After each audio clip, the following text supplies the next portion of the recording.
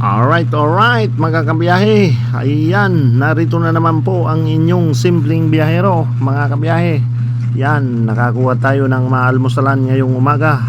At ang ating napusuan po ay ang pansit bihon. Alright, yan po, pansit bihon ng ating naibigan ngayong umaga. So, ayan, hali kayo mga kabiyahe, sabayan nyo ako sa aking napakasarap na almusal. At napakasarap ng pagkaluto ng bihon ni nanay. Alright, yan po. At hinaluan natin ng kaunting kanin para po talagang tumagal-tagal po sa ating tiyan. At saka pag umabot ng tanghalian, kaya napakasarap. Ayan. At saka pag busog mga kabiyahe, alam nyo yun, at madiskarte tayo sa daan. Ayan, lagi mabagsik ang mata. Hindi sa mga chicks ha, hindi. Hindi sa mga chicks, kundi mabagsik ang mata sa karsada. Ayan. Alright, dahil yung mga chicks na yan ay talagang baka madisgrasya tayo, kaya wag tayo dyan. Dapat madiskarte tayo sa pagmamaniho. Mabilis ang ating pakiramdam, mabilis ang ating mata, mabilis ang ating utak. Yan, alright.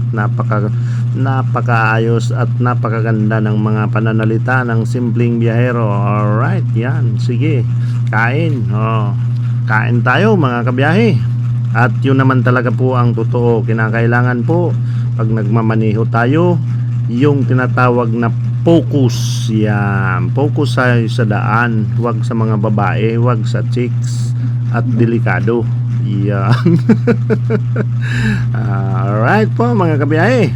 Yan, hali kayo, kain tayo. Napakasarap ng almusal ng inyong simpleng biyahero.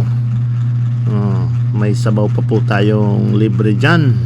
Siyempre, lagi tayo pag kumain tayo dyan kay nanay, meron na siyang nakareserbang sabaw. Unlimited soup na yan. Yan, lilinga-linga. Akala mo'y siya, napakalapad naman ng noo. Siya, naas-as na ang noo eh. So, yan, napakalapad ng mukha, napakalapad ng noo, puro noo na lang. Yan, sige.